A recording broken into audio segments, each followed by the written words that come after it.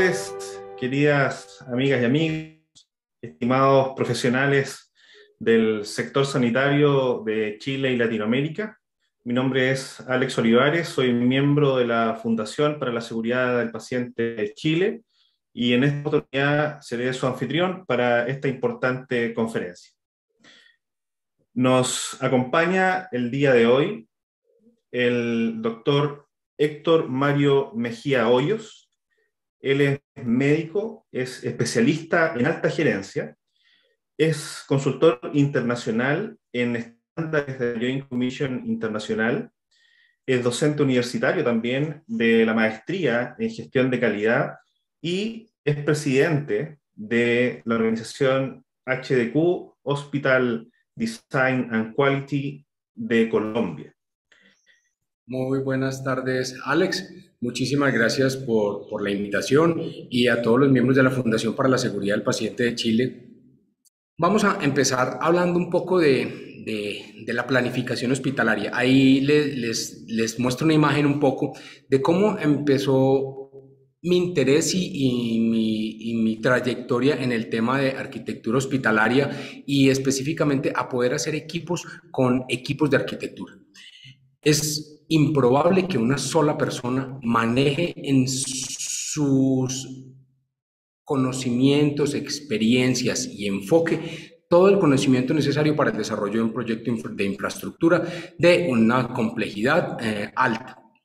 Entonces, los equipos de infraestructura y los equipos de diseño integrales conformados por diferentes profesionales que incluyen profesionales asistenciales, profesionales de diferentes ámbitos como la enfermería, la química farmacéutica, la ingeniería hospitalaria y otros, complementan el equipo de diseño. Tuve la maravillosa oportunidad y fortuna de participar como coordinador en este proyecto, que fue un proyecto que se gestó en la ciudad de Medellín, en Colombia. Es un proyecto en total de 110.000 metros cuadrados que se ha desarrollado por etapas, pero tiene una característica especial.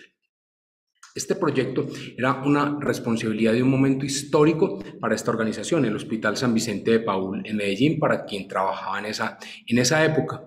Era trasladar parte de la operación y de los procesos de un edificio histórico que ya tenía un poco cercano a los 100 años a un nuevo edificio.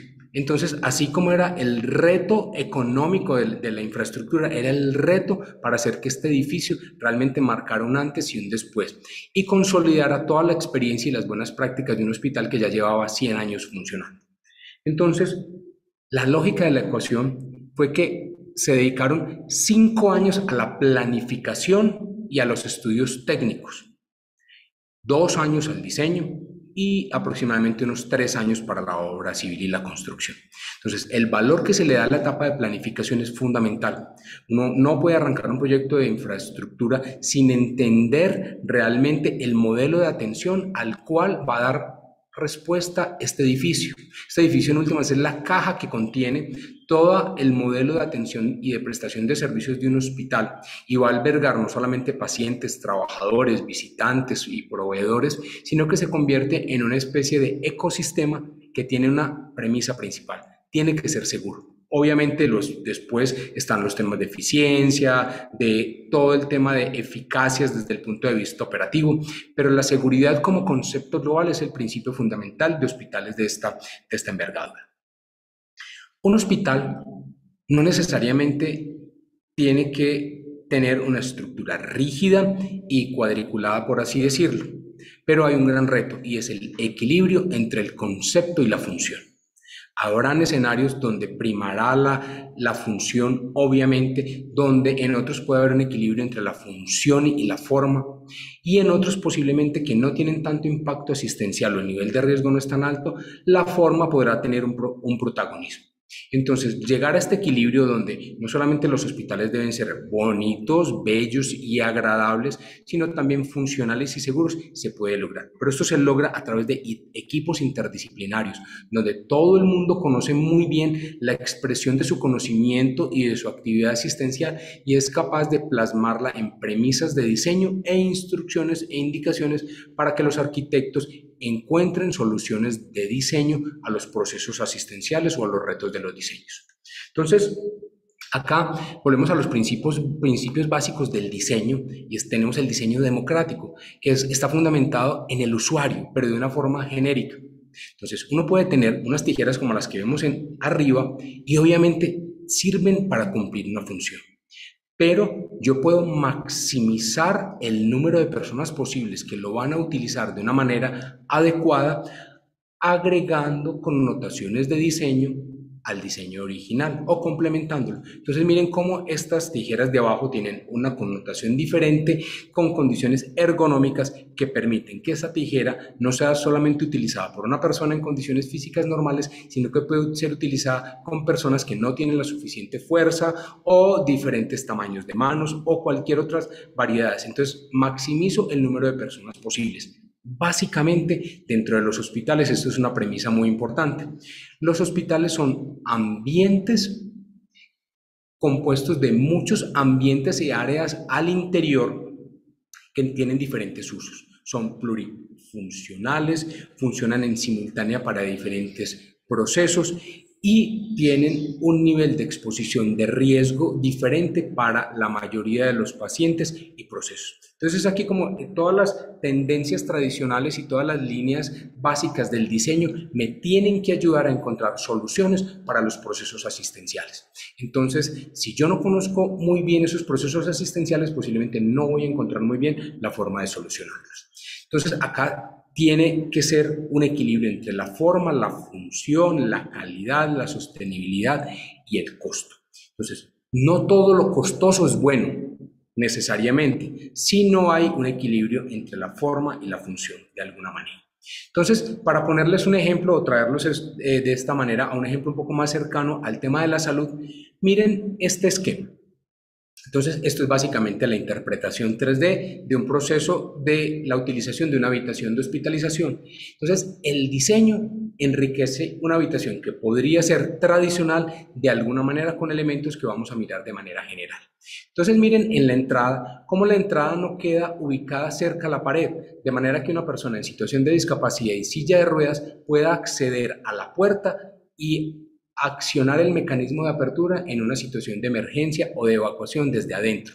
Si la persona no piensa en esto, no piensa en personas con diferentes situaciones, discapacidades o diferentes momentos dentro del proceso de hospitalización, pues la ubicación de la puerta en la pared podría ser indiferente. Y resulta que para ciertos públicos es indiferente, pero un paciente con limitación para la movilidad necesitamos que quede un espacio considerable al lado izquierdo de esta pared para permitir el acercamiento al mecanismo de apertura de una persona.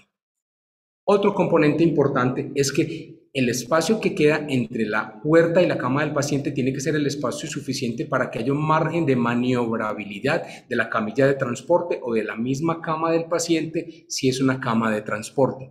Esto tiene que estar contemplado desde la configuración de la habitación y tiene que estar definido. No es simplemente después tratar de acomodar un mobiliario en un espacio, sino que la forma y la función y la dinámica del mobiliario y del uso son los que me generan las pautas de diseño. Miren cómo adelante vemos una persona lavándose las manos. Pudiese parecer también que no tiene mayor significancia la ubicación, pero sí. Si yo estoy siendo observado como personal de la salud por el paciente o por el familiar, tengo 33% de probabilidad de que sí me lave las manos. Cuando un humano está siendo observado, hay un 33% de probabilidad de que haga las actividades que le estoy encomendando. Entonces nosotros pasamos mucho tiempo tratando de fomentar el lavado de higiene de manos. Entonces esta ubicación específica donde el ángulo visual del paciente y el ángulo visual desde el visitante o el acompañante se me convierta en una especie de autointerventoría para verificar que el personal sí se lava o se higieniza las manos. Vamos a hablar de otro detalle pequeño. Miren la unidad sanitaria donde queda. Si yo tengo una línea recta entre la cama del paciente y la unidad sanitaria y ojalá tenga un número reducido de pasos, ojalá menor de 22 pasos, yo puedo reducir 3 veces la probabilidad de caídas del paciente. Y es un tema sencillo y de física. Si yo tengo que hacer un giro para ir a un baño que queda en otra ubicación, yo tengo que vencer la fuerza centrípeta. Un paciente que lleva 4 días hospitalizado reduce un gran porcentaje de masa muscular en sus piernas. Si adicionalmente tiene algún tipo de limitación o lesión o adicionalmente tiene que caminar con un atril, con el portasueros o con las soluciones que le están infundiendo, se complica la situación. Entonces miren cómo el diseño puede encontrar una solución y es la correcta ubicación de la unidad sanitaria, disminuyendo el recorrido del paciente hacia la unidad sanitaria para disminuir el riesgo de caídas en 3 veces. Eso es un aporte grandísimo desde la infraestructura y desde el diseño a los procesos asistenciales que después tenemos. Miren otro detalle importante. Cuando nosotros tenemos esa cama del paciente y tenemos un sofá para el acompañante y tenemos una silla para el paciente, miren dónde está ubicada la televisión. Esto es un tema un poco anecdótico, pero se los quiero compartir. Si yo no garantizo el ángulo visual del paciente a la televisión y del acompañante familiar a la televisión, él por cortesía le va a ceder esta silla al acompañante para que los dos puedan ver televisión. Si esta silla está diseñada para que el paciente se levante y no permanezca tanto tiempo en reposo, o sea, para que no tenga desacondicionamiento físico, pero también para que no tenga estancamiento o éstasis venoso en las piernas. Entonces, si permanece acostado más tiempo por ceder la silla, porque la configuración de la habitación no es la correcta, voy a eliminar esa posibilidad de tener una movilización del paciente adecuada para evitar la trombosis venosa profunda. Esa trombosis venosa profunda es por estar quieto, por no pararse de la cama. Y adicionalmente, ese trombo de las venas se puede desprender e irse al pulmón generando un tromboembolismo pulmonar con consecuencias posiblemente catastróficas. Entonces miren cómo el arquitecto y el diseñador desde esta etapa preliminar ya tiene que estar viendo esos riesgos y cómo encontrando soluciones de diseño. Miren también adicionalmente cómo la ubicación en forma de chaflán lineal puede ayudar a mejorar el giro de las sillas de ruedas y la circulación de toda la habitación sin afectar necesariamente el tamaño de una manera radical de la unidad sanitaria. Y adicionalmente, las unidades sanitarias, el tamaño debe ser el tamaño justo para que pueda ser utilizado por un paciente en situación de discapacidad utilizando una silla de ruedas o tener un baño asistido por una persona. Si yo, por el contrario, hago un baño demasiado grande, las paredes laterales que son parte del apoyo de sustentación en caso de una caída van a estar demasiado lejos, entonces la caída va a ser mucho mayor. Entonces, todas estas consideraciones es lo que necesita hacer un equipo de diseño para que entiendan radicalmente cómo tenemos que diseñar. Miren que en la cabecera de la cama del paciente hay un kit de conexiones y suministros que son importantes para la recuperación del paciente. Entonces, el equipo de diseño tiene que estar abierto al aprendizaje y contar con expertos que le ayuden a entender que por protocolo las enfermeras canalizan o ponen los sueros, por llamarlo así, siempre en el brazo no dominante del paciente, de manera que yo tenga libre todavía mi brazo dominante para ayudarme en la movilización. Y eso es una diferencia muy grande en términos de movilización del paciente, evitar úlceras por presión en la cadera o en los puntos de apoyo y muchas otras situaciones, como incluso facilitar el proceso de alimentación. Entonces, ellas tienen un protocolo y es que primero canalizan el paciente en el brazo izquierdo. Entonces, las conexiones de todas las bombas de infusión y de los equipos posiblemente tienen que estar al lado izquierdo de la cabecera del paciente. Si los pongo al otro lado, fue que no entendí o no indagué suficientemente con el personal de enfermería para entender protocolos que, aunque no hacen parte, digamos, de una norma técnica o de una recomendación explícita, es ese conocimiento profundo de quién hace la tarea como las enfermeras que me puede ayudar a hacer un diseño en mejores condiciones. Así, luego en la presentación vamos a hablar un poco de temas, pero miren cómo ese entendimiento de esas necesidades traducidos en soluciones de diseño que amparan la calidad y la seguridad del paciente, si yo no las tengo en cuenta desde el diseño y desde la planificación y desde el diseño, me va a costar mucho dinero y mucho tiempo poderlas implementar a través de mejoras de procesos, obviamente con el sobrecosto y que no podríamos llegar a los resultados exactos.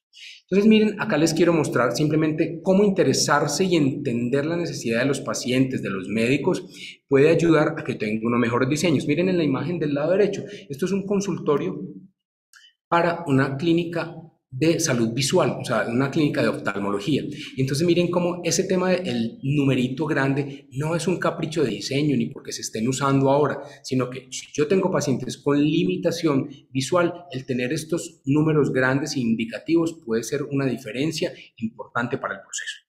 Al lado izquierdo tenemos una habitación de hospitalización. Esto lo diseñamos para un cliente, para un hospital que tenía muy poco espacio en sus habitaciones de hospitalización, pero era consciente que necesitaba promocionar el cuidador entrenado, o sea, un cuidador o un familiar que se quedara en las noches para reducir la carga de trabajo del personal de enfermería, que en el mundo es cada vez más escaso.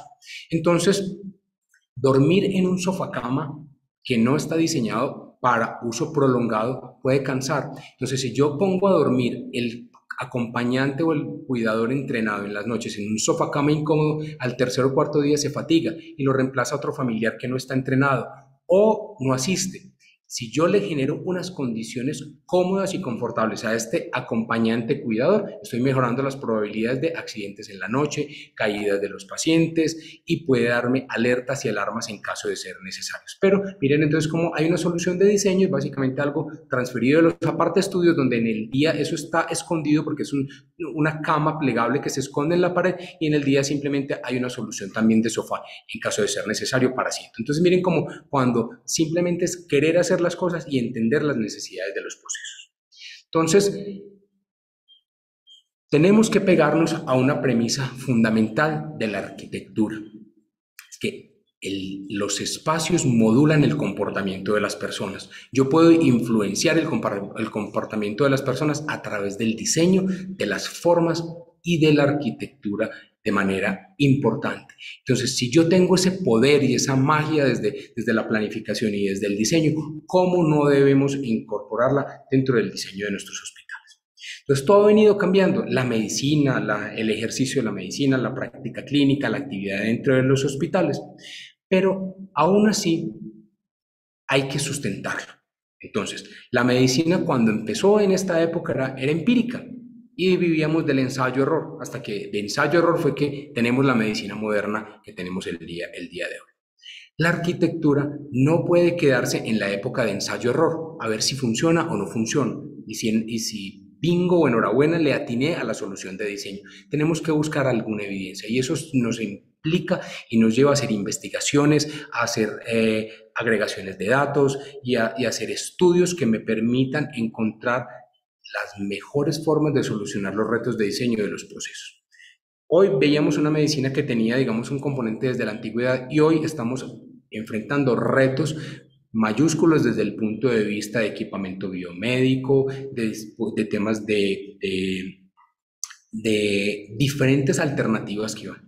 Entonces, más importante aún es que el diseño arquitectónico tiene que ir a la par de la evidencia científica con las recomendaciones que da para el diseño arquitectónico. No se trata simplemente de un tema decorativo ni de un tema de forma, sino que es el justo equilibrio entre la forma y la función, pero con evidencia. Tiene que haber forma de poder probar que lo que estamos proponiendo cumple. Para ponerles un ejemplo, entonces, si yo le pregunto a un cirujano que cómo debe ser una sala de cirugía, si cuadrado o rectangular, él puede opinar que es indiferente la forma. Y hay una gran diferencia en si yo tengo un quirófano cuadrado o si lo tengo rectangular para el proceso y para la implementación y preinstalaciones de equipamiento biomédico.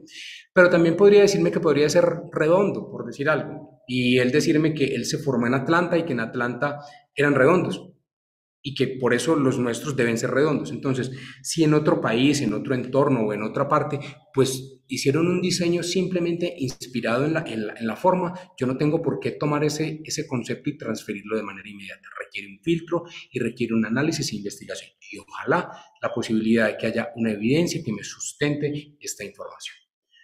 Hoy tenemos ese futuro con grandes retos. Tenemos la medicina personalizada, que desde el punto de vista de tratamientos, terapéutica, dispositivos de impresión 3D y todo lo que ustedes ven en todo el tema de avances tecnológicos, necesita que la estructura, la infraestructura y el diseño entienda sus necesidades y les aporte. Ni qué decir hoy del tema de contaminación y riesgo biológico, lo acabamos de vivir recientemente con la pandemia, pero va mucho más allá con situaciones futuras que van a venir derivadas de riesgo de contaminación química, biológica y o radioactiva. Entonces, desde ya tenemos que estar preparados y el diseño tiene que empezar a contemplar estas situaciones. Equipos de alta tecnología como la terapia de protones para el manejo del cáncer, la cirugía robótica en su máxima expresión que viene, la nanotecnología, pero no solamente la ciencia médica. Miren, en el futuro no vamos a encontrar a nadie que se agache a fregar pisos. Entonces va a utilizar estos dispositivos. Entonces mi pregunta es, ¿esto entra en los pequeños espacios que estamos dejando diseñados como cuartos de aseo? ¿Y dónde lo va a conectar? Porque necesita una estación de carga y tiene un montón de accesorios. Entonces hay que empezar a proyectarse hacia futuro para entender también esas necesidades que vienen para poderlas incorporar dentro del diseño. Hay una metodología que se denomina entornos asistenciales seguros y es básicamente volcar en el diseño arquitectónico las premisas y conceptos de la seguridad del paciente, de la seguridad de la instalación, o sea, que el edificio proteja a sus ocupantes, y la seguridad laboral, que es la seguridad de nuestros trabajadores de la salud, a veces se nos olvida. Cuando yo logro conjugar todas estas esferas, obtengo algo que se denomina entornos asistenciales seguros, que son unos ambientes físicos que protegen a las personas que los usan.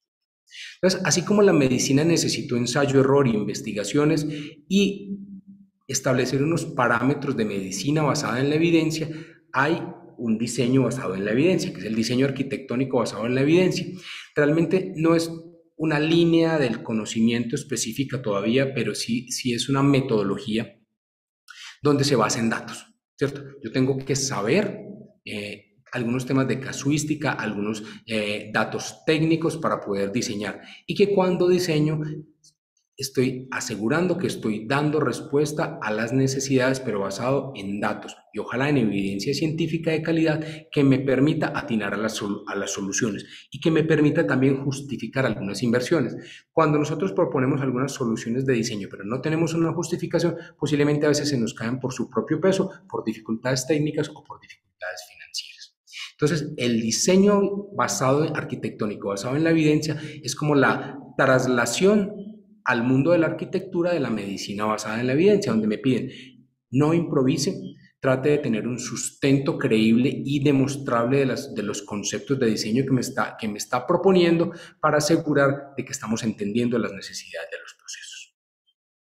Y también, posiblemente, como no es posible desarrollar todavía investigaciones para todo o no tenemos todavía investigaciones para todo, posiblemente sí es hallar la evidencia científica que vincule o relacione las propuestas de diseño que estamos realizando para nuestros hospitales, teniendo en cuenta que la arquitectura tiene el poder de salvar vidas desde la mesa de diseño. Todo lo que haga en términos de prevención y control de infecciones, evitando los cruces de flujos, todo lo que haga en ese entorno va a salvar vidas exponencialmente desde el día que el hospital abre y empieza a atender pacientes. Entonces, las fuentes de información para diseñar no pueden ser solamente la industria. O sea, hay un universo mucho más grande. Están organizaciones americanas como el Instituto de Arquitectos, como la Organización Mundial de la Salud, la Organización Panamericana de la Salud, el Centro de Control de Enfermedades, el Centro para el Diseño de la Salud, lineamientos como los que promueve Joint Commission International, el Instituto para el Mejoramiento, quien realiza la tarea y muchas otras personas. Entonces, tengo que hacer la búsqueda de información vinculante que soporte las premisas de diseño y el diseño en sí, y también análisis e investigaciones con las personas que realizan la tarea para obtener el mejor diseño a la medida de las necesidades de estas personas. Con eso nosotros empezamos a generar espacios que cumplen mayor con estas expectativas. Entonces, el diseño basado en la evidencia tiene que ser el ingrediente principal de la receta de un hospital ideal, que sirve para el hoy, para el mediano plazo y por lo menos un largo plazo, al menos de unos 30 años, teniendo en cuenta que la tecnología y la ciencia avanza a pasos agigantados. Entonces, aquí hay que tener criterios probados. Hay que pensar también en el confort psicológico de los espacios, porque la calidad de los ambientes desde el punto de vista biopsicosocial para los trabajadores influyen en la calidad del servicio que prestamos. La geometría es importante. Podríamos decir que la forma, yo podría adaptarme, pero a veces encontramos hospitales con formas geométricas caprichosas que uno pueden alargar los desplazamientos entre un área y otro. Entonces, esa interdependencia de los servicios es fundamental para una continuidad de la atención, pero si la misma geometría o el diseño me está generando una barrera, pues no lo tuvimos en cuenta desde el diseño.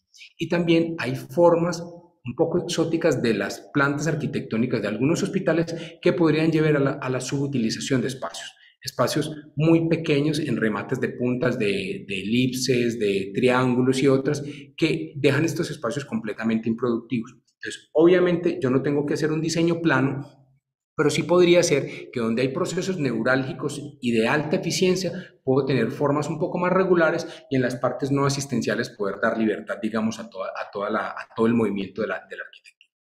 Hay espacios que no nos quedan sirviendo para nada y piensen también que una habitación, un quirófano o cualquier otra área asistencial con formas exóticas implica mobiliario exótico, entonces no lo puedo comprar, sino que lo tengo que mandar a hacer a la medida con el consiguiente sobrecosto. Otro concepto importante son las relaciones espaciales y las interrelaciones de estos para poder hacer la ubicación dentro de la planta de manera que sea altamente eficiente. A veces muchas de las mejoras de los procesos tienen que ver con temas logísticos y de eficiencia y esto lo podemos apoyar desde la arquitectura y desde el diseño de alguna manera desde estas etapas. Entonces, el diseño basado en la evidencia, encontramos cosas tan específicas como que apoyos, o sea, áreas de linos, áreas de limpieza, almacenamiento, que estén a 40 o 50 pies de la habitación más alejada, puede ayudar a mejorar la eficiencia de los procesos de alta hospitalaria, evitando el desplazamiento, favoreciendo que las enfermeras lleguen a tiempo o las personas lleguen a tiempo. Entonces, este tipo de consideraciones de flujos, de relaciones espaciales e incluso de tiempos y movimientos, si llega a ser posible, tiene que estar plasmado dentro del diseño. Miren, también es importante que a veces cuando estamos dimensionando un servicio de hospitalización, el número de camas es un factor muy importante. ¿Por qué? Porque yo tengo que tener que hay una constante de alejamiento de la última estación de la última habitación, la más lejana de la estación de enfermería, que eso influye en la capacidad de respuesta del equipo de enfermería y eso se traduce también en el número de recursos y personal que voy a tener. Entonces, hasta estos mínimos detalles son importantes que los tengo que tener. En algunos lineamientos, normas o lineamientos podemos encontrar puntos tan específicos que me piden que la última habitación no esté a más de 35 metros de la estación de enfermería. ¿Por qué? Porque están mirando el tema de eficiencias y efectividad. Como, por ejemplo, las estaciones de colaboración pueden ser necesarias dentro de un ambiente hospitalario, pero yo tengo que tener algunas formas de calcular. Esto sale de investigaciones, de buscar evidencia, artículos y alguien que ya ha tratado de hacer una acumulación de data para dar unas recomendaciones. Entonces, nada de lo que yo propongo puede ser simplemente, digamos, desde un punto de vista de qué es lo que me cabe. Entonces, miren, para retomar el ejemplo de la planta de hospitalización, no es cuántas habitaciones me caben, sino es que yo tengo que entender que tengo que tener la habitación más lejana a un estándar, que tengo que favorecer la cercanía de las áreas de apoyo, que la visibilidad del todo el sector desde la estación de enfermería a más de 35 metros puede ser un poco difícil y que todo eso lo que hace es que tengo una planta de hospitalización más eficiente. No es cuántas habitaciones me caben. Incluso si yo pongo unas habitaciones y mi estándar de enfermería es un número X de enfermeras por cada habitación o por cada paciente, si yo pongo un número más alto, pues estoy afectando la calidad del servicio en términos de que si no puedo tener un estándar mayor de enfermería, pues se va a ver afectada la calidad. Entonces yo tengo que hacer un equilibrio de cálculos y proyecciones, tanto de recursos humanos como de otros elementos para proyectar una planta de hospitalización. Hoy en día no podemos desechar el tema de innovación que reduce los costos. Esto es un ejemplo básico que les traigo, es los sistemas de extinción de incendios de los barcos, cruceros y buques de carga es un sistema ultra eficiente a través de agua nebulizada, y esto es simple física. ¿Para qué en caso de un incendio rociar agua indiscriminadamente que daña el mobiliario, daña los equipos biomédicos y los equipos electrónicos, cuando podría tener un sistema de agua nebulizada que lo único que hace es producir una nube densa de vapor de agua que por física baja y asfixia el fuego, pero no me daña el mobiliario porque es simplemente un rocío que se limpia después de que se extinguió el fuego. Entonces miren cómo esto es una innovación traída de otras industrias que cae muy bien dentro de nuestros ambientes hospitalarios. Antes estos sistemas podían tener un costo, hoy son altamente competitivos versus a los sistemas tradicionales. Miren esta innovación de una empresa de arquitectura de España. Miren qué maravilla interesarse por los pacientes. Estas son unas manijas que ellos tienen patentadas, ahí está la fuente y la referencia, donde característica principal son monolíticas, o sea, no tienen ranuras, o sea, no hay donde esconder la suciedad y que el lavado y limpieza no sea adecuado. Tienen un mecanismo y un diseño anti-enganche para que no se enganchen ni las batas de los doctores, ni los sueros, ni las líneas venosas de los pacientes. Tienen aleación de cobre para ser antibacterial. Y miren cómo detrás en la parte posterior tiene el letrero indicativo del nombre del espacio de la habitación en braille. Entonces miren que simplemente, como mirábamos en el diseño democrático, si yo entiendo las necesidades de los pacientes y me intereso por solucionarlas, puedo encontrar infinidad de soluciones de diseño. Y esto es, digamos, desde el punto del diseño industrial, pero desde el diseño arquitectónico pasa igual. Les había mencionado ahorita, digamos, un tema como estos, donde si yo tengo esta solución de diseño, estoy entendiendo las necesidades de la organización y del paciente. Cuando vamos a diseñar con evidencia es muy importante investigar, analizar y aún simular. Las simulaciones de proceso, los modelados 3D y los mock-up son fundamentales.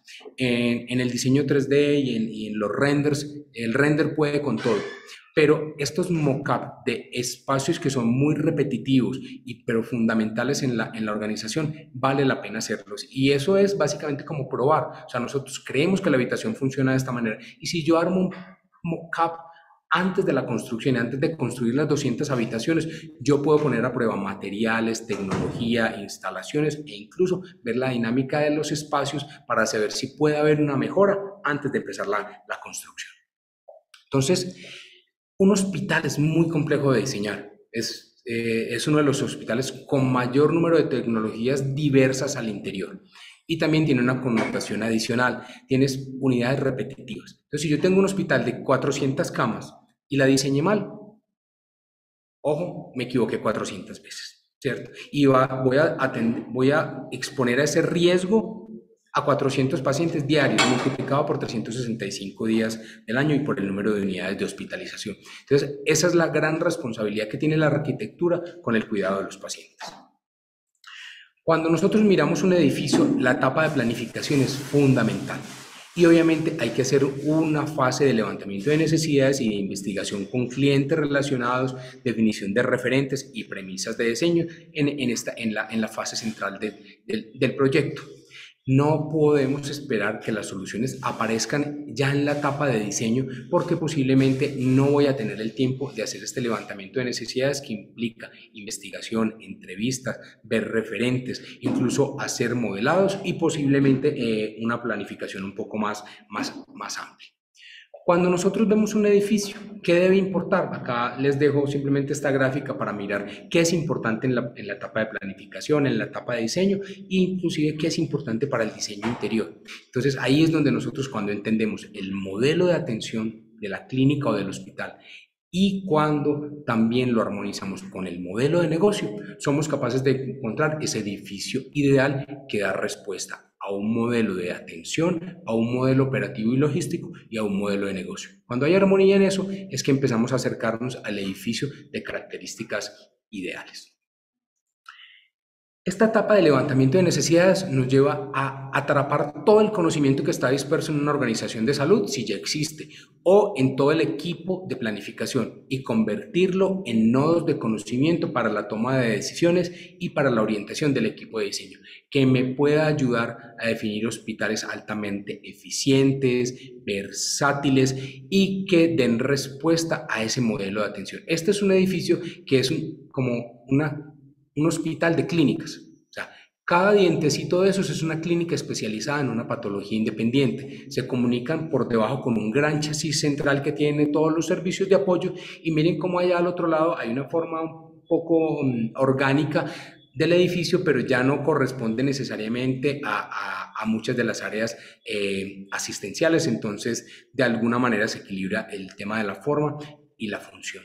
Pero este conocimiento en muchos de los hospitales que ya existen está en la cabeza de los médicos, de las enfermeras, de las señoras del aseo, de los químicos farmacéuticos, del vigilante, del técnico, del de mantenimiento. Y si es la tarea de alguien y dentro del equipo de diseño de extraer toda esta información y convertirla en premisas de diseño que luego después se transfieran al diseño final. Les hablaba del poder de la arquitectura de influenciar. Miren, nosotros a través del diseño, en este caso no es el arquitectónico, sino el gráfico, podemos influir sobre los hábitos de las personas. Y ese es un poder que necesitamos. Dependiendo de la correcta ubicación de un lavamanos, de la correcta configuración del lavamanos, del grifo y del diseño, yo puedo favorecer el lavado de higiene de manos de alguna manera a través del diseño y la arquitectura. Entonces, el diseñar el edificio ideal hospitalario es una corresponsabilidad de todos los involucrados.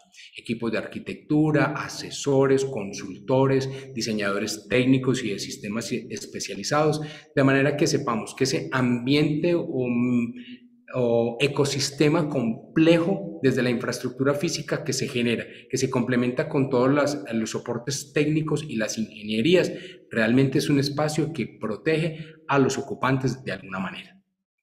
Las formas diferentes, o sea, siempre, digamos, el arquitecto tiene la libertad de todo, de adaptarse al entorno cultural, al entorno social, y se generan diferentes modulaciones. Pero esto no puede aparecer simplemente de un ejercicio exterior, o sea, no es un ejercicio de una fachada y luego relleno la cajita. Es al contrario, primero se definen los procesos, se dibujan y luego sobre ellos se diseña y se usa todo el poder y la magia de la arquitectura para generar estos espacios que dan respuesta a estos flujos. Cuando hablamos del diseño basado en la evidencia, yo tengo que hacer la tarea completa y tengo que identificar, tengo que investigar, tengo que generar hipótesis, ¿cierto? Y luego diseñar.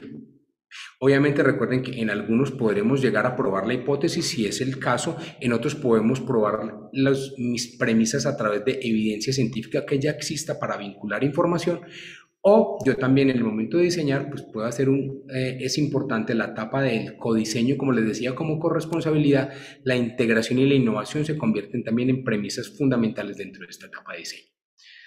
Pero para esto hay que tener un método, entonces hay que anticiparse. Establecer metas para reducir el daño. O sea, los edificios hospitalarios y la atención en salud generan daño potencial a los pacientes si no se hacen de la manera correcta. Tengo que convocar equipos que tengan todo ese conocimiento para nutrir y orientar de manera correcta al equipo de diseño de arquitectura y recopilar datos históricos, incluso de mi propia institución, de qué no me ha salido bien para poder no volverme a equivocar y no repetir en el diseño. Hay que tener una participación con las diferentes partes interesadas en un proyecto, hay que considerar la evidencia y analizar las opciones desde el punto de vista de factibilidad económica para poder estar seguro que lo podemos definir. Y al final, quiero hablarles un poco de la gestión de riesgos. La calidad y la seguridad del paciente hoy en día tiene muchos nombres y muchas líneas, pero la gestión integral de riesgos creo que es lo que nos va a acompañar dentro de la calidad en los próximos años, haciendo que el paciente que yo atiendo lo exponga al número menor de riesgos posibles y que los riesgos que no puedo controlar tengo una estrategia clara y contundente para minimizar ese riesgo. Esa es una premisa que tengo que tener en cuenta desde la arquitectura. Entonces, miren, un buen diseño de hospitalización que contempla todo lo que hemos hablado, más muchas otras consideraciones, desde la calidad del aire interior, desde la iluminación, desde el confort y todo lo otro, todo ese ideal de habitación hospitalaria puede ayudar a disminuir 2.5 el promedio de días de estancia.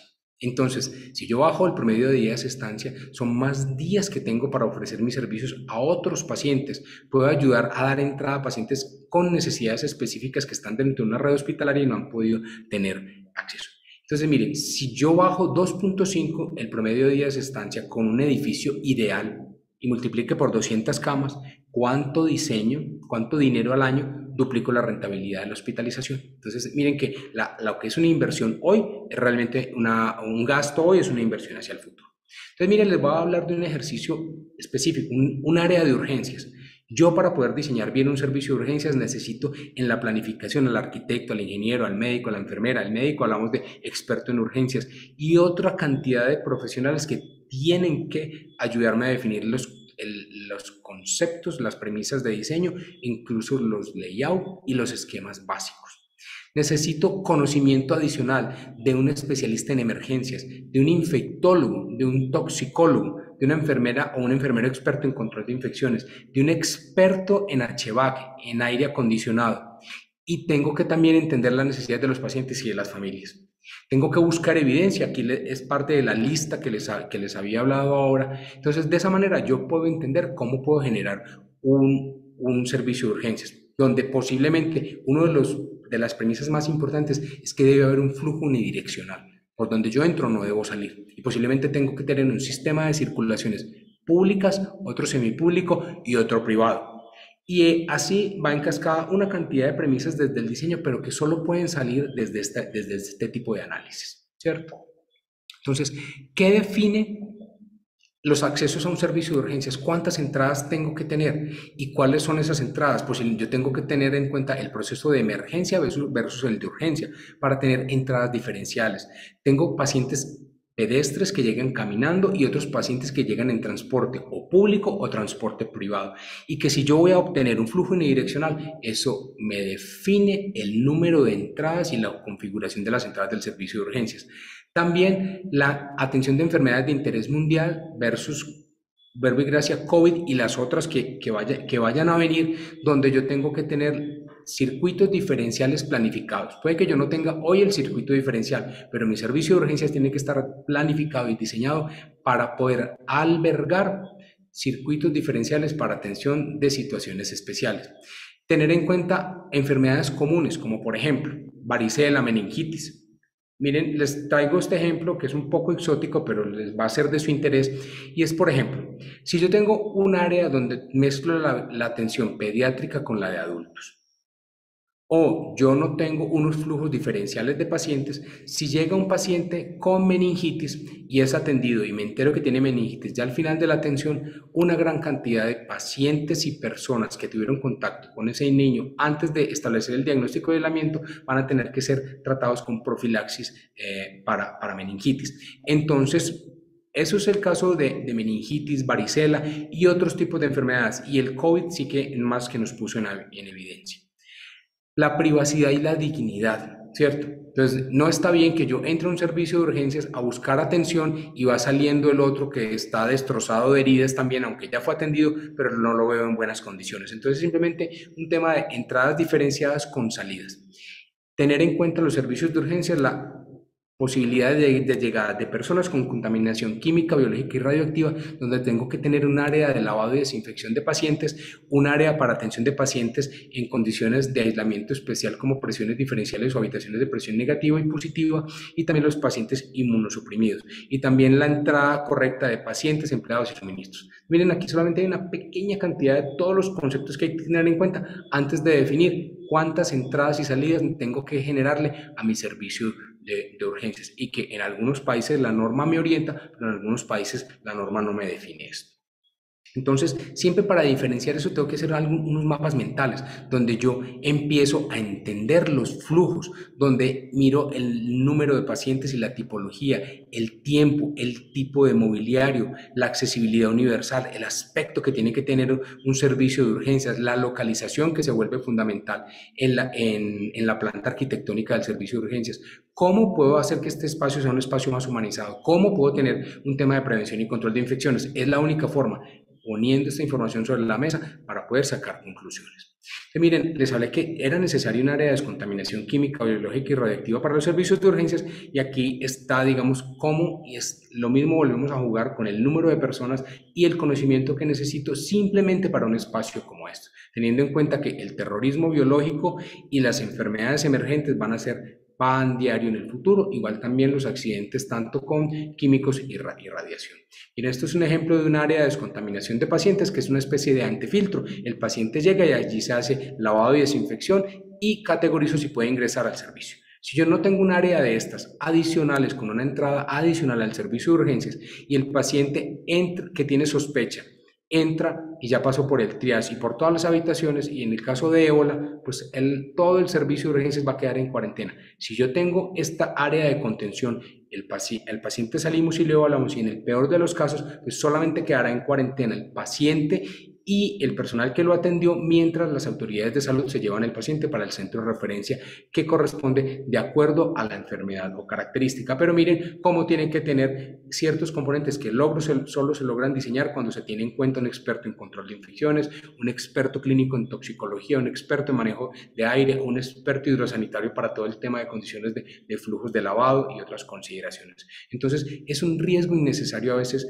aventurarse a diseñar un espacio que no entendemos el por qué y el para qué del uso del espacio y las consideraciones de los flujos de los procesos, teniendo en cuenta que un área como estas tiene que ubicarse en un área estratégica de la organización y que en este caso del área de descontaminación es una especie de antefiltro o prefiltro que no puede estar ubicado paralelo a la entrada de urgencias de pacientes que llegan con patologías tradicionales. Este es otro ejemplo, pero para quirófanos, donde aquí miramos cuál es el componente o el porcentaje de diseño, de premisas de diseño. El 30% de los objetivos del logro de un buen diseño en los quirófanos tiene que ver con accesibilidad y seguridad del paciente. El otro 30% es flujos asistenciales. El otro 20% es concepto y diseño. Y el otro 20% es gestión del riesgo. Todo esto es lo que tiene que tener en la cabeza un equipo de diseño de arquitectura para poder generar los espacios de quirófanos ideales para una organización. Cuando yo voy a poner, si yo pongo un quirófano o 2 quirófanos, eso no es simplemente de que me cabe un quirófano más. Yo tengo que tener un promedio de horas quirúrgicas año para soportar la construcción de un quirófano más. No es simplemente un tema de cabe o lo deseo, sino que tengo que tener unas proyecciones y unos cálculos de capacidad instalada para poder justificar un quirófano más, para saber que para poder adicionar una sala quirúrgica más, yo necesito tener de 1000 cirugías en adelante que me garanticen 2200 horas quirófano año. En ese caso, esta información es súper útil para quienes están en el área de consultoría y de asesoría, y es que muchas organizaciones dicen que tienen sus quirófanos saturados, que la capacidad instalada es insuficiente, no han hecho la mejora de procesos, pero tampoco tienen estas cifras calculadas para justificar la proyección de una nueva sala de cirugía. Entonces, ya es el diseño basado en la evidencia me empieza a dar algunos datos que son importantes antes de la planificación de un nuevo servicio, específicamente de un área de quirófanos. Entonces, un área de quirófanos, recuerden, es un área técnica versátil, pero tiene unas condiciones de unas áreas especiales, blancas o áreas asépticas, como se consideren, pero el diseño arquitectónico, la configuración, el flujo, incluso los acabados y los materiales hacen la gran diferencia. Aquí esta imagen es simplemente para mostrarles esto. Cuando uno diseña unos quirófanos, el único momento que este quirófano luce así, limpio y sin equipos en el pasillo, camillas, insumos y cosas que estorban, es en el render. En la operación está lleno de equipos. ¿Por qué? Porque no hicimos el cálculo. En teoría, yo debo calcular el número de equipos del backup y el número de equipos que hacen parte de la dotación de un quirófano universal y todos los accesorios de cirugías especializadas, y debo dejar un espacio suficiente para albergar todos estos equipos. Entonces, simplemente si uno le aplica el sentido común, encuentra lo siguiente. Generalmente, dentro de mi actividad manejo la siguiente fórmula o digamos aproximación, aunque no es digamos una regla estática. Y es que por cada 4 quirófanos yo tengo que dejar un espacio del mismo tamaño de un quirófano para albergar todos los equipos biomédicos, los de uso en quirófanos universales que traslado todos los días, los equipos de backup y los equipos estándar, microscopios y todo lo que tengo que tener ahí. Con ese tamaño me da. Si yo pienso que los equipos son espacios pequeñitos, me equivoco. yo entonces lo que hago es que yo dejo un espacio exactamente igual de un quirófano y con todas las redes, de manera que si mañana quieren crecer en un quirófano, mi problema no es encontrar un quirófano, mi problema es el proyecto es una expansión para los equipos. Entonces, de esa manera yo le tengo listo al cliente de manera anticipada el quinto quirófano, perdón, si lo necesita, porque ahí está. Lo que pasa es que por ahora se denomina depósito de equipos. Entonces, esa modularidad, esa flexibilidad de reconfiguraciones es muy importante. Acá voy a pasar rápidamente para no irme mucho en el tiempo, y es que la construcción modular realmente viene como una tendencia. Es este tipo de construcción que permite planificar el quirófano, diseñarlo desde afuera y llega en obra gris, llega listas todas las preinstalaciones y yo puedo hacer una instalación de manera rápida de quirófanos que son como estos, son todas partes preconstruidas afuera y que se llevan simplemente para la instalación, con resultados bastante positivos, con viabilidad normativa en muchos países, con impedimento normativo en algunos por el tema de control de infecciones, por el tema de las ranuras y de los sellos de silicona, pero creo que es una tendencia que siempre tenemos que evaluar y considerar. Entonces, esto es más o menos como luce. Hay muchas empresas que pueden utilizar no solamente en los espacios asistenciales, sino en las áreas de apoyo de alguna manera, ¿cierto? Miren esto cómo luce un quirófano. Esto es un quirófano modular. Obviamente, en este caso, el cliente quería unas paredes en acero inoxidable. En algunas otras configuraciones pueden lucir un poco más cálidas, pero mire cómo se puede lograr. Cualquier reparación de una red, cualquier adición de un sistema técnico, simplemente planifique, defina, téngalo listo y en una noche se hace la reparación sin tener que exponer el cierre del servicio y todo el tema. Entonces, esto es simplemente una analogía con una película colombiana de hace muchos años que se llamaba La Estrategia del Caracol, porque si yo me cambio de edificio, yo simplemente desinstalo todo lo que tenga, me aseguro que el próximo ambiente tenga las mismas medidas exactas y puedo trasladar mi quirófano completico. Cuando les decía ahorita que el 30% de las probabilidades de caída se puede evitar con el diseño arquitectónico, es un aporte grandísimo a la seguridad del paciente. Y eso es una estrategia que es invisible, pero corresponde a arquitectura planificarla desde la época de diseño. Entonces, nosotros consideramos que un arquitecto está comprometido versus involucrado en los resultados con el paciente. Entonces la pregunta es, ¿puede un arquitecto o diseñador causar la muerte de un paciente? Resulta que sí. Si yo hago una mala planificación, unos malos circuitos de flujos, elijo mal los materiales, en últimas esos factores contributivos a las malas prácticas y a los malos resultados son una corresponsabilidad. Entonces, básicamente el arquitecto está involucrado. Involucrado es cuando me hago corresponsable de los resultados. Pero yo simplemente digo que diseño con lo que el cliente me dice que quiere. Yo cumplo de manera básica la norma y los requerimientos del cliente y no investigo, no uso alternativas basadas en la evidencia. De alguna manera soy corresponsable de los resultados positivos o negativos que tengo un edificio. Cuando voy a diseñar un edificio para la salud, miren, aquí está la pirámide del enfoque. Los números están al revés, pero no es un error. Es que realmente los flujos es lo más importante, es lo más denso. Luego siguen las relaciones espaciales, luego las circulaciones, luego el diseño interior y luego la fachada. O sea, no tiene que ser feo, pero la fachada no es lo importante. La fachada no es lo que cura pacientes. Este mismo ejercicio habla de cómo se proyecta un área de hospitalización, tiene que ver la misma lógica, tiene que ver con unos mapas mentales para poder hacer la planificación, definir unos layouts donde hablamos de zonas de pacientes, familias, cuidadores. Yo esta presentación se la voy a compartir a Alexis por si alguien desea tenerla, se la podemos compartir con mucho gusto, sobre todo porque de aquí en adelante tiene información un poco técnica que es difícil, digamos, expresar en una conferencia única, pero les va a servir mucho para definir. Muchos de estos lineamientos son de organizaciones no gubernamentales dedicadas con pasión y con recursos a investigar sobre el diseño arquitectónico y el diseño interior para la salud. Y miren, en el tema de prevención y control de infecciones, ¿cómo nosotros podemos hacer? Miren, les voy a mostrar acá que las habitaciones individuales definitivamente aportan. Lavamanos para el personal de salud, indispensable. Yo no puedo pretender que no haya contaminación cruzada si el mismo lavamanos es donde se lava el personal de salud para los procedimientos asistenciales, es el mismo que utiliza el paciente después que hace sus necesidades fisiológicas. cómo interpreto bien el espacio del paciente y el espacio del cuidador y el familiar, cómo puedo reducir el estrés generando visual espacios verdes.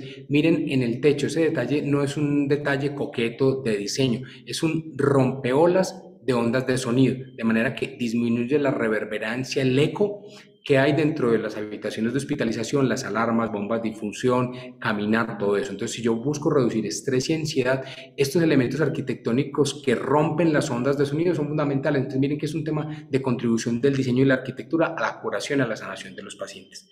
Las ventanas tienen un papel fundamental en seguridad del paciente, de la limitación para la apertura por riesgo de suicidio, pero al mismo tiempo tienen la misión del control de luz y tienen otras necesidades que aquí ustedes las pueden ver, lo mismo que la alineación de materiales sostenibles, que creo que el diseño sostenible no es un plus adicional para un diseño arquitectónico hospitalario, es una obligación independiente de que usted lo certifique o no lo certifique, porque muchos de esos ahorros y eficiencias están ligados con mejora del confort y la experiencia del paciente al interior del edificio. En las paredes hay que mirar entonces superficies lisas con mínimas perforaciones y grietas, cantos mínimos o elevaciones que puedan servir para acumular polvo, compatibles con las recomendaciones del CDC y control de infecciones, superficies fáciles de limpiar, paneles de gases medicinales tomacorentras reflejados a ambos lados de la cama. Entonces, este tipo de consideraciones técnicas son muy importantes. Hasta la pintura que elijo, baja en olor, baja en materiales volátiles. Todo eso hay que tenerlo en cuenta desde la elección de acabados y materiales. En las paredes, ni qué decir. Hasta la selección del mobiliario tiene que ver. Miren esta pequeña sillita que hay ahí para el paciente cuando puede, está en condiciones de sentarse a hacer actividades diferentes. El diseño de las patas es antivolcamiento, o sea, si yo me apoyo en una de las patas no va a dar el salto y el giro como una silla que no está diseñada para este asunto. Su reposabrazos es monolítico y cerrado para que no haya enganche y que sea fácil de limpiar. Las superficies de fácil limpieza y desinfección y, por ejemplo, la patica tiene un material siliconado especial que no hace ruido ante la movilización para no despertar al paciente. Si el paciente no duerme bien, no se recupera bien porque está interrumpido el ciclo vigilia-sueño, que es fundamental para la recuperación del paciente. Miren aquí simplemente para mostrarles un detalle de paredes, techos. Miren, el paciente necesita iluminación, pero no queremos deslumbramiento sobre la cabeza del paciente. También el acceso, miren este lavamanos como está ubicado a la entrada, el personal llega y lo primero que puede hacer, pero el paciente y el familiar están supervisando que las personas sí se lavan las manos. El mobiliario se convierte en un componente importante. Y miren, todo esto que les dije, hay artículos y hay publicaciones que soportan estas decisiones, que no es simplemente un capricho de diseñador, no es un elemento decorativo, sino que son componentes que ya cada vez, gracias a Dios, empezamos a tener más evidencia de todo esto. Entonces, cuando nosotros vemos, digamos, este diseño arquitectónico, tenemos que buscar estas fuentes de información. Asimismo, está para las habitaciones de aislamiento, para las habitaciones de cuidado crítico. Miren, estas habitaciones de cuidado crítico fueron concebidas y planificadas hace muchos años, aproximadamente, yo creo que desde el año 2008, y consideraba una unidad de cuidados intensivos abierta, con posibilidad de albergar un acompañante que incluso puede quedarse durante periodos prolongados en un pequeño habitáculo posterior, favoreciendo esa incorporación de las familias al proceso de atención. Tiene un almacenamiento, lo ven ahí encima del lavamanos, para manejo de medicamentos e insumos de paciente por 24 horas, para evitar los problemas relacionados con la identificación de medicamentos y errores en la administración de medicamentos. Y está llena de pequeños detalles concebidos por un grupo interdisciplinario de arquitectos, ingenieros, enfermeras, biomédicos y otras profesiones. Miren el habitáculo para los pacientes. Estos son algunos ejemplos de unidad de cuidados intensivos. Y aquí les quería resaltar solamente un tema. Aquí no os lo estoy mostrando porque sea el diseño perfecto, esto es una imagen de referencia que tenemos, pero entonces, miren, las estaciones de enfermería han venido cambiando y se han venido descentralizando de alguna manera, porque puede llegar a ser imposible el número de personas sentadas en el frente de una estación de enfermería donde tienen una ocupación y un uso transitorio de un computador, pero estamos consumiendo todo este espacio, alterando los flujos y las relaciones espaciales, convirtiéndolas en grandes mesones largos, donde si podemos segmentar estos procesos puede funcionar mejor. Miren cómo no hay detalle que no esté contemplado y que no haya evidencia, por lo menos para hacer un diseño y una compra un poco más ilustrada. Temas de la ventanería, de la habitación. Miren, esta permeabilidad tiene que ver de la habitación, tiene que ver con la iluminación natural que me permite percibir que es de día y de noche, porque una iluminación plena, sin influjo de la luz externa, hace que el paciente pierda la capacidad de mantener el ciclo vigilia-sueño, que hace la secreción de hormonas como la serotonina y otras en el cerebro, que son básicamente, por traducirlo, como hormonas que le dicen al cuerpo que se autorrepare. Entonces, si esto lo elimino, retardo el promedio de días que está en este habitáculo y puede ganar. La selección de pisos, hay mucha evidencia para elegir el piso correcto que se necesita. Miren esto, un ejemplo, entonces quisiera mostrarles que hasta los detalles, miren en esta puerta, está maravillosa, pero miren la agarradera puede ser accionada por una persona con discapacidad o alguien en una situación de emergencia con el brazo o con el codo, pero miren las agarraderas de los cajones donde están los elementos del paciente. Posiblemente una persona con artritis o con una limitación posiblemente no los puede tocar y hacer uso. Miren este reloj que es que le permite al paciente no tener esa angustia de qué día es, cuál es la fecha, un tablero con mensajes donde la familia le puede dejar. Obviamente necesitamos una televisión. Mire cómo los recipientes o los tachos o las canecas de basura tienen una ubicación especial y hoy en día ya los diseñamos teniendo, digamos, algunos diseños un poco más avanzados, pero no pueden estar a libre disposición del día que se ocupe la habitación. Miren este lavamanos, arriba tenemos almacenamiento de medicamentos, pero miren la ubicación del dispensador de jabón. Puede que sea un error de render y un error de dibujo, pero si eso se queda así, el desperdicio de lavado de manos es jabón que cae al piso, que genera un riesgo impresionante de caída para los pacientes y para los acompañantes y para el personal de salud. Entonces miren cómo un elemento pequeño de diseño puede tirar al traste todas esas consideraciones. Entonces, inadecuado en este caso, miren entonces posiblemente el tema de las agarraderas de los anaqueles y del closet y en la ubicación. Entonces, no olviden la neuroarquitectura, es una disciplina que también trata de entender la mente humana y sacar premisas de diseño que siguen siendo muy, muy importantes para el diseño hospitalario. Desde el punto de vista de la arquitectura, tenemos que prevenir el riesgo de suicidio de los pacientes. Vacíos, ventanas que abren completamente, accesos a cubiertas y otras cosas, lo podemos tener. Entender la familia también es fundamental. El color también. El color blanco inmaculado monocromático en áreas de pacientes con comorbilidades de salud mental o con episodios de agitación por medicamentos causa alucinaciones. Y el ejemplo que se los traigo es: piensen en un día tranquilo, en un espacio largo, tirados en el bosque, mirando el cielo.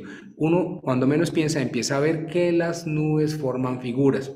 Y eso le pasa a los pacientes, llegando a tener alucinaciones y problemas por este color. Entonces hay que buscar unas transferencias de colores, unos acentos y algunas cosas que hagan un poco más dinámico. La arquitectura tiene un poder importante y es la anticipación. Es muy importante que yo sepa a qué espacio estoy entrando. Espacios como estos, yo no sé realmente qué hay, ¿cierto? Entonces, posiblemente la biofilia, que es esta relación de la naturaleza y llevar hacia adentro de las áreas hospitalarias algunas áreas verdes y naturaleza, creo que también genera otras cosas. Y existen herramientas de calibración de riesgos desde la arquitectura. Hay herramientas que me permiten calibrar el diseño desde el punto de vista de calibración ambiental para pacientes. Y también existen herramientas que visualizan diferentes dimensiones del diseño en la planificación y otros que lo ven desde el punto de vista del resultado final del diseño. Entonces, para no hacer más larga la conferencia, quería dejar hasta aquí. Obviamente es un tema que puede llevar muchísimo tiempo y da para muchas posibilidades, pero entonces es importante que entendamos que cuando queremos un edificio que proteja la seguridad de los pacientes y de los ocupantes, eso significa tener claro las necesidades de los procesos asistenciales y que incluso la política de seguridad del paciente y el programa de seguridad del paciente que nosotros diseñemos no puede estar afectado por la infraestructura, por el contrario, que tiene que estar favorecido por la infraestructura. Entonces, aquí es una invitación para todos nuestros amigos arquitectos, ingenieros, a que nos tenemos que formar en este tipo de conocimiento y que los equipos de trabajo interdisciplinarios son maravillosos y lo único que hacen es beneficiar pacientes y salvar vidas desde la mesa de diseño. Entonces, hasta aquí quería, digamos, acompañarlos en el tiempo que tenía. Me excusan que me extendí un poco, pero bueno. Entonces, no sé si de pronto tienen alguna pregunta, alguna apreciación. Alexis y Hugo, un placer compartir con ustedes por lo menos esta experiencia y el enfoque que hemos venido tratando de hacer de la infraestructura para la salud. Y muchísimas gracias por el espacio y por la invitación. Bien, doctor. A nombre de la Fundación para la Seguridad del Paciente Chile, quiero darle las gracias por haberse tomado el tiempo de poder conversar con nosotros sobre este tema tan importante para la seguridad de nuestros pacientes.